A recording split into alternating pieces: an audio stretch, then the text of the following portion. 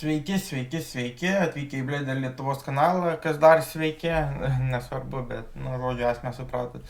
Taigi, sveiki atvykę ir šį kartą noriu pakalbėti kitokiu formatu, tai tiesiog noriu pasakyti, kad Birželio 15 ir 18 dieną ir 19 galbūt filmuosim filmą, kuris vadinasi Per žvaigždes, jo vizualai atrodo šitaip. Jau išėjau. Jau mėgtai, Per žvaigždes. Taip atrodo statiški vizualai.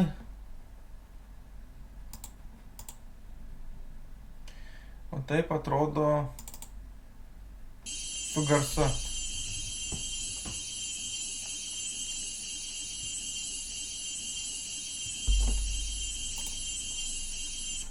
Šitą padariau Blenderio, naudodamas Compositing langą. Ir tiesiog pagal vieną tutorialą, kurį radau internete, labai sedą padariau, kad iš dienos į naktį. Yra ir vaizdo įrašas YouTube, berods toj pabandysiu surast greitai. Ne čia, bet kitam YouTube. Nes aš turiu kelis kanalus. Ir jie pas mus atlieka skirtingą paskirtį. Tai štai tas kanalas. Videos. Va.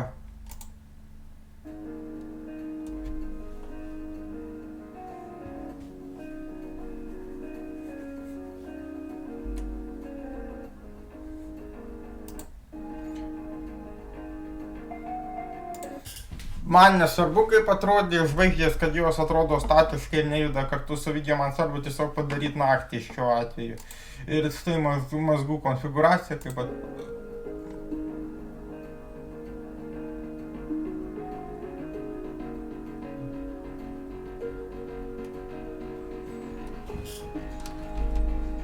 Tokiam reikia valandos laiko. Tai dabar noriu pristatyti tik tai programas, su kuriuom darysiu filmą, kadangi gal ne visi žino, tai pirmiausia, tai naudosiu Blenderį montažui.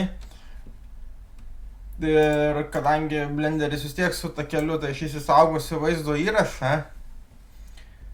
Ta prasme, visą laiką atkabinsiu takelius disconnect strips, kaip ir rodžiau kažkada vienoje pamokoje. Tai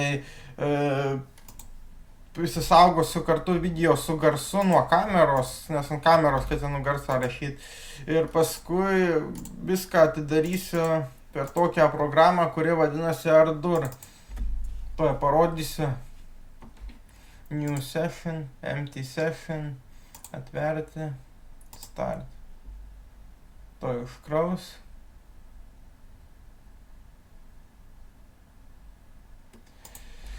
Kuo man patinka Ardour, aš, jeigu pamokos minimalios, tai naudoju Ocean Audio, bet jeigu vaizdo įrašas profesionalus, tai tada aš naudoju Ardour. Ardour yra išvis muzikos pasaulio stebuklas Linuxuose, aš tokios programos Linuxuose panašios nežinau.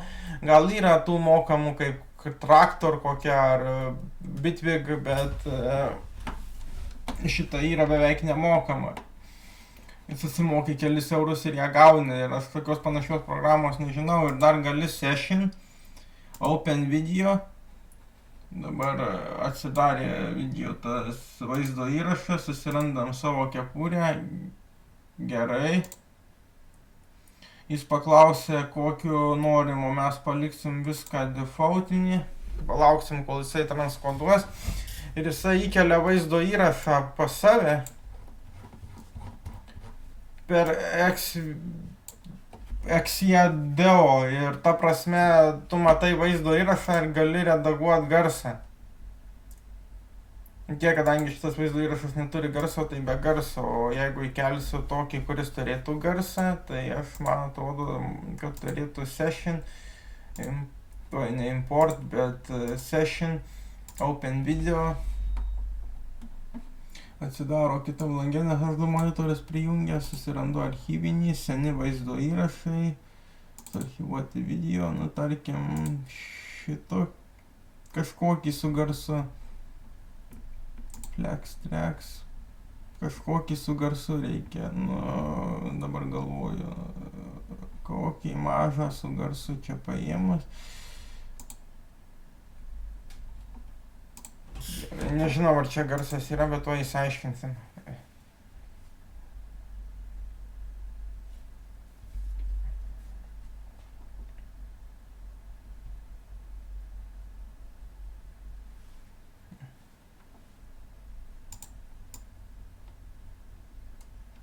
Tai be garso įsikelia.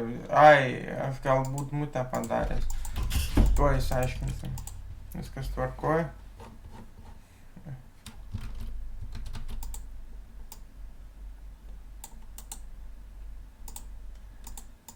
Session, new session, discard the session. Kažkaip, ai, taip atverti. Start. Session, open video. Kai matot, kartais ne iš karto viskas pavyksta, bet, nu, esmė tokia, aš vis tiek, va šitas tikrai garsą turi. Gerai, dabar žiūrim. Import settings.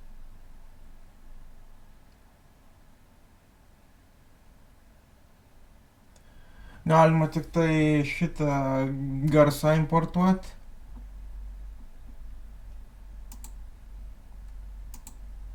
Va, extract audio. AC. Viskas gerai. Import transcode video to session. Ir extract audio AC. Extract. Pažiūrėsim, ar alignins. Biškį reikės palaukti, kadangi čia biškį ilgesnis vaizdo įrašas. Man Ardour biškį nauja programa. Kartais aš moku ją naudotis, kartais ne. Žiūriu visokias pavokas, bet kad perredaguot garsą cinematiškai, tai aš kinematografiškai, tai aš neradau jokio tutorialo, tai bandysiu eksperimentuot pats. Šiaip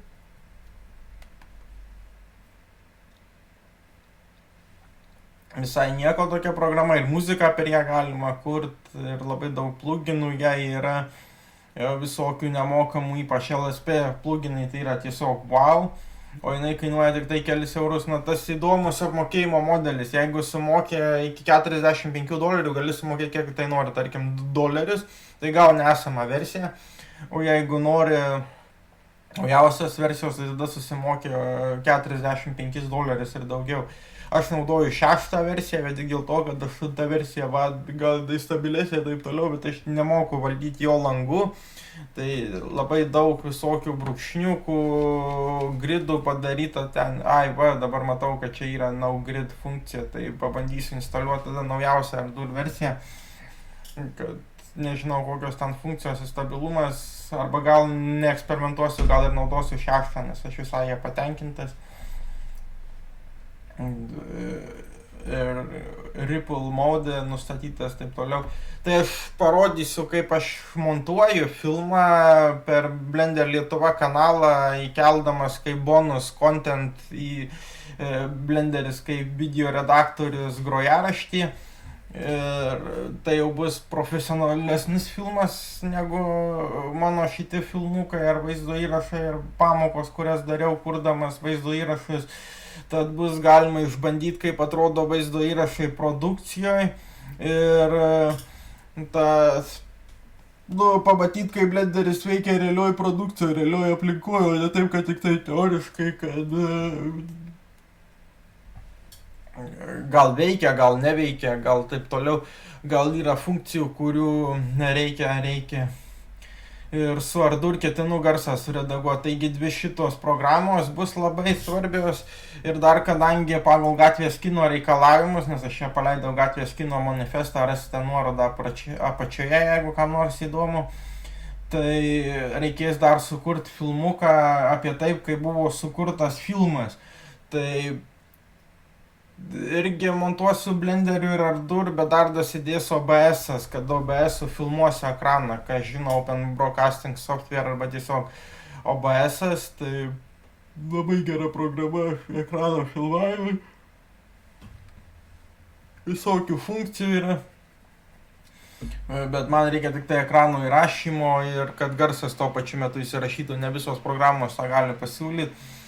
Nu jau čia tas transkodė gan ilgokai trunka, nu bet palaukim, pažiūrėkim, biški pažiūrim tada.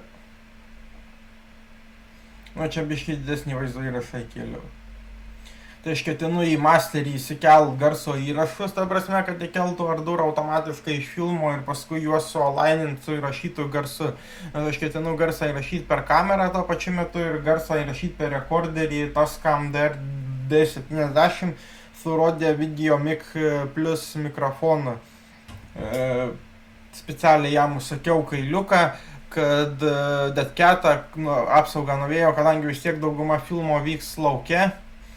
Tai tiesiog, kad kuo mažiau reiktų žaisti su garsu, galbūt net garso net neredaguosiu, nes kartais visai tenkina tas garsas redaguotas, tik tai apkarpysiu, jeigu kas nors, ir kad svarbiausia sulygiuot su vaizdo įrašu, kad susilygiuotų su vaizdo įrašu. Tai šitos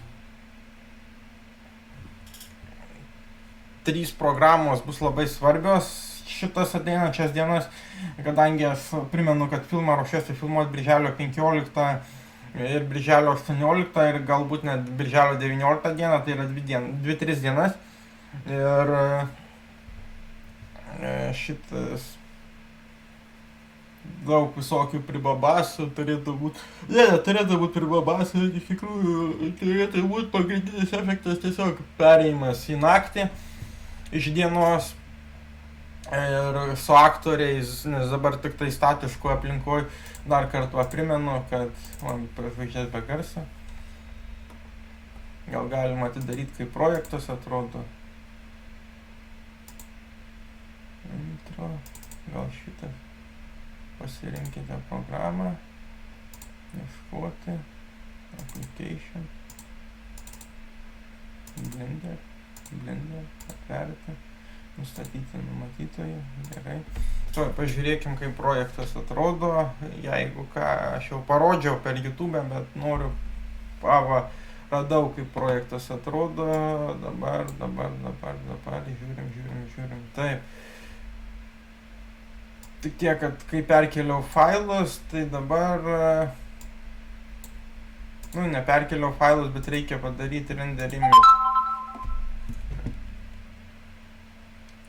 Gavau pranešimą ir dabar, kadangi violetinis, tai reiškia trūksta paveiksliuko, tai man to paveiksliuko, kokio trūksta, tai būtent ir trūksta žvaigždžių fono, kadangi jis buvo prastas, tai aš jį pakeičiau kitu, tai tiesiog escape.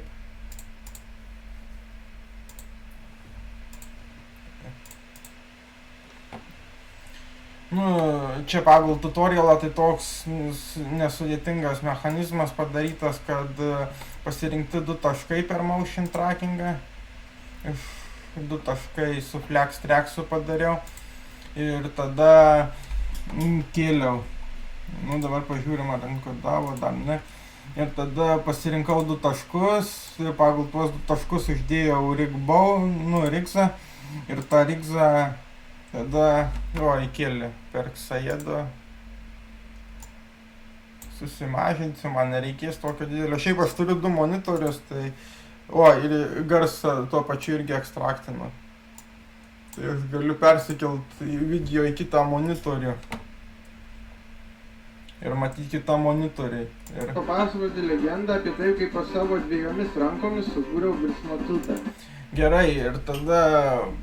Man atrodo, čia leidžia persivadinti, tai tada...